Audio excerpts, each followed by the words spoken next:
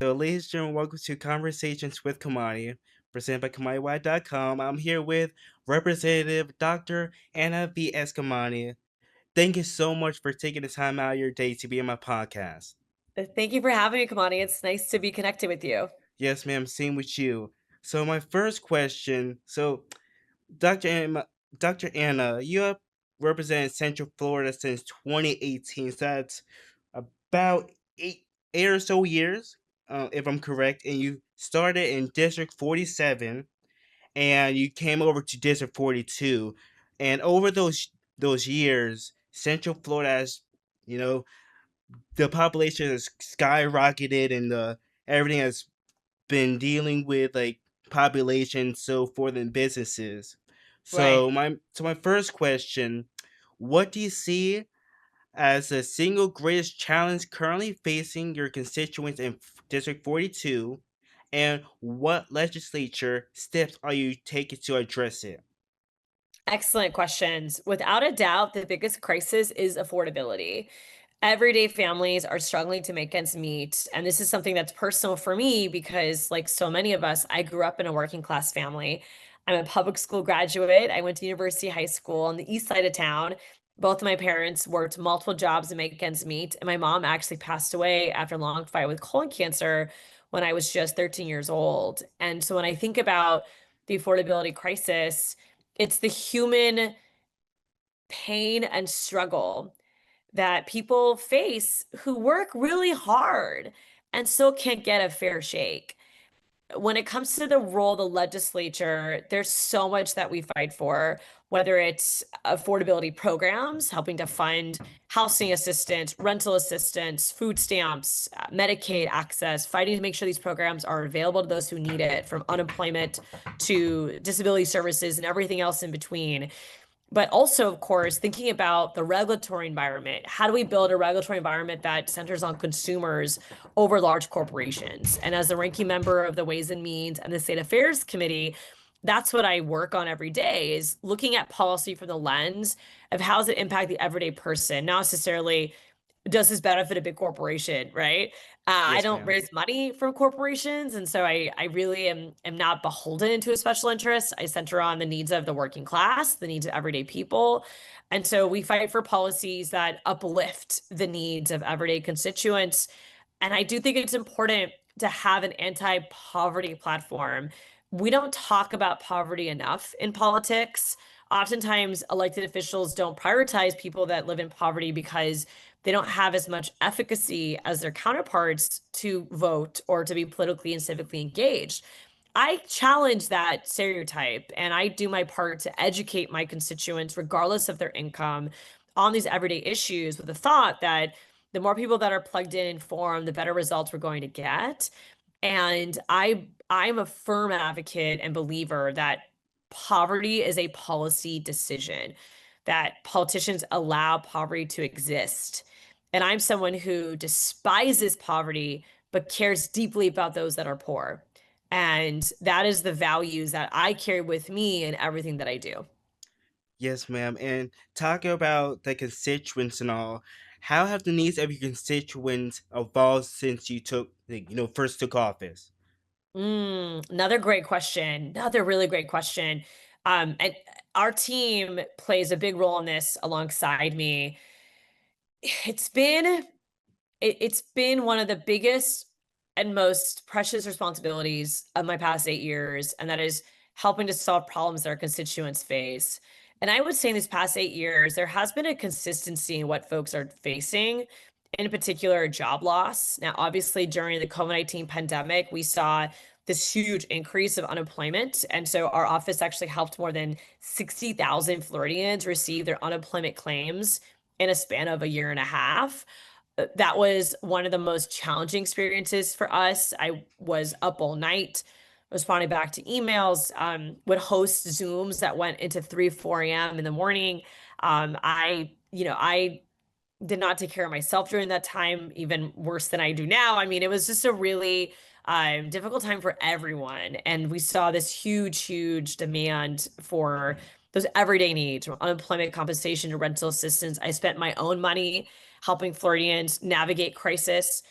I will say that today, the economic needs have remained the same. We might not have as heavy as a caseload of unemployment, but we have seen it increase in the last few months.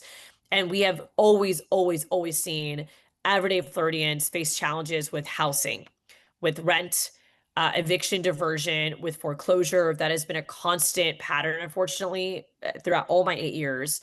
Um, we've seen some ebb and flow on, I would say, issues with public education. I've definitely seen uptick in more challenges for students with disabilities, and us responding to that is very important. And working with the school district to try to find solutions has been a priority. We've seen some new issues when it comes to just code enforcement, small businesses challenges, issues with DOR and sales tax. I mean, again, it's just a lot of businesses that are trying to make ends meet, trying to balance their books, and then they face some sort of bureaucratic wall, and then we're there to help them overcome it. But ultimately, the demand has ebbed and flowed, but it's remained pretty consistently high over these past 8 years.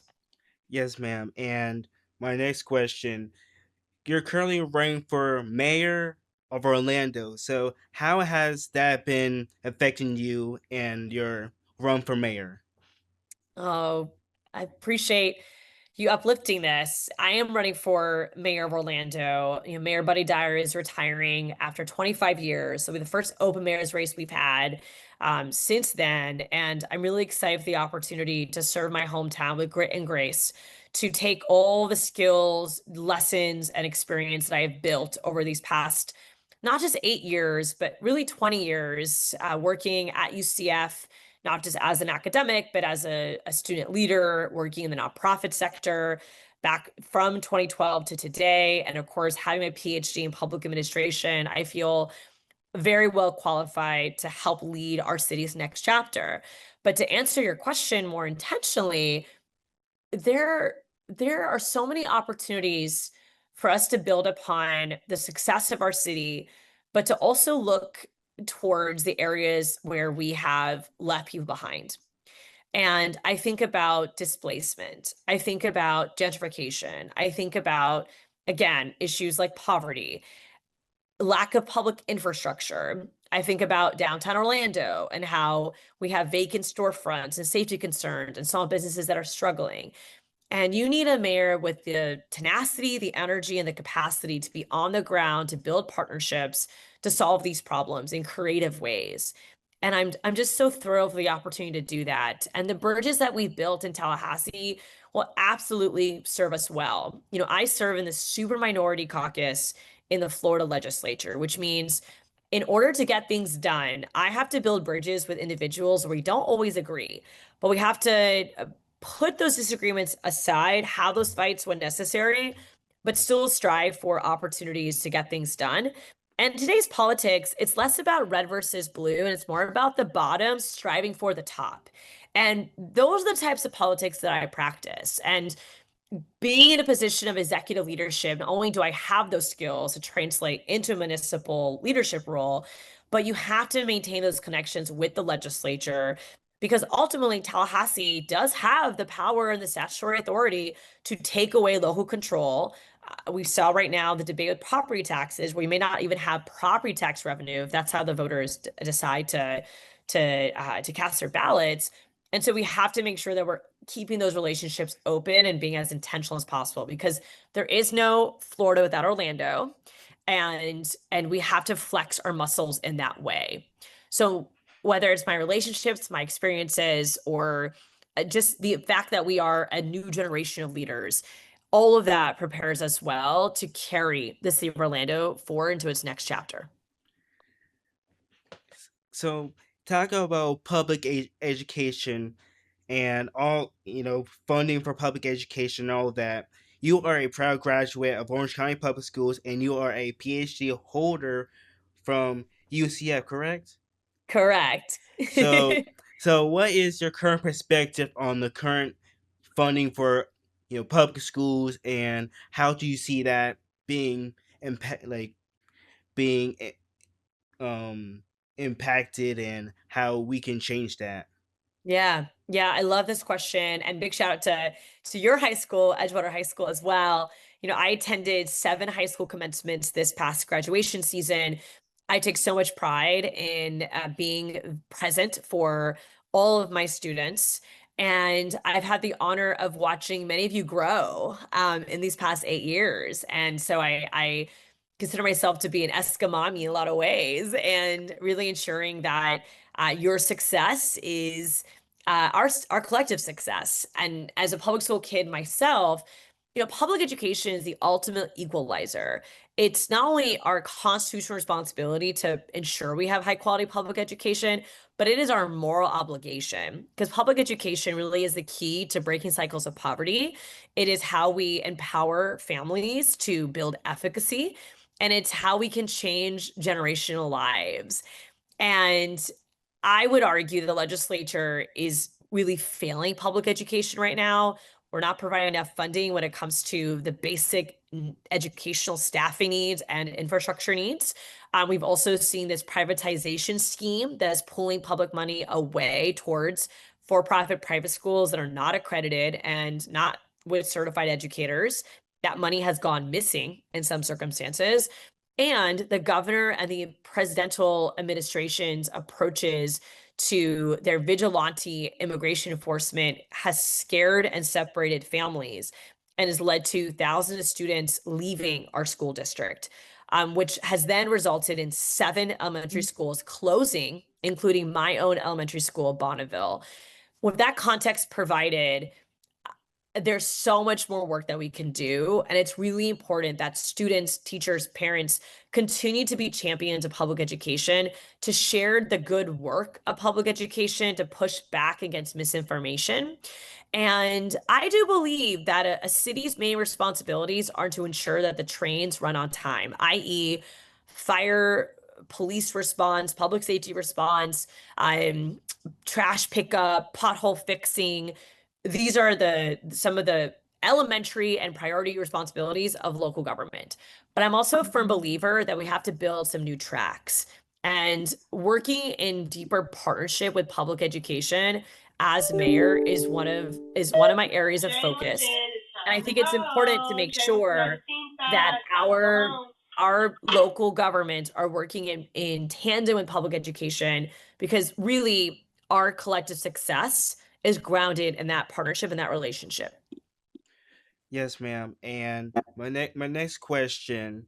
So, in your legislative platform, you emphasize that healthcare must encompass medical well-being. And my next question for you, what role should the state government play in expanding milk access for everyone? Very important. And we should be expanding access to so many different needs that everyday people face, whether it is voting, whether it is medicine and access to healthcare through expanding Medicaid, whether it's accessing public transportation, and all of these issues are very much intertwined. If you don't have a car, you might not be able to vote. If you don't have a car, you might not be able to get access to healthcare. If you don't vote, then you might not be able to, well, you won't be able to elect people that prioritize your healthcare. So a lot of these issues, they're all grounded back in ensuring no barriers, ensuring access to that resource, access to the ballot, access to healthcare, access to transportation, because they're intersectional. They really are all tied together. And so I do think it's our responsibility to make sure that we remove these types of barriers and make sure people have the ability to have clear access to these resources and to something as important as voting. That's very important. And my last question for you, Miss people have been talking about for personally, what's their 1 year goal, what's their 2 year goal, what's their 10 year goal, what's their 15 year goal, and I was wondering what is your 5 to 10 year goal in your future. I love this question. And you're the first person who's asked me this question in a long time. So I'm actually still thinking about it. I mean, I do think in 5 years, that'll hypothetically mean that I will have ended my first term of mayor of Orlando. And so in those 5 years, we want to build up our housing stock because one of the best ways to address the affordability crisis is build more housing. So you want to have more housing stock that's available for our workers. That's going to be in multiple sizes, not just big luxury homes, but really think about homes for the first timer, home for the new renter, to really provide opportunities for folks to save money versus have to constantly give it out to rent and be rent burdened. So we want to see a success in building up thousands of more housing units in a short period of time. We want to see downtown be vibrant once more while still preserving our historic neighborhoods and legacy small businesses. We want to make sure that we're leading on energy Can I get the costs Askew and family? reducing the energy barrier that many of our families are facing. In those 5 years, I want to be able to look back and say that we uphold our campaign's values and promises, and of course to be back on the ballot because I do feel like in the context of executive leadership, I do support term limits. I don't think it's appropriate to have never-ending folks be in office for 20, 30, 40 years, as we've seen in Congress and in our own local communities. But I do think 10 years is a good amount of time to get work done. And so I'm expecting that type of timeline for myself. But obviously, anything can happen. The future has not been told yet. And I will be grateful for any more seconds on this earth to do the good work that we're doing here at Team Anna. So, Dr. Anna Eskamani, thank you so much for being on my podcast and taking the time out of your day. I really do appreciate it, and I hope everything goes well for you. Thank you so much. Thank you. Hope to see you soon and have a wonderful summer and I keep up the great work. Thank you. You too.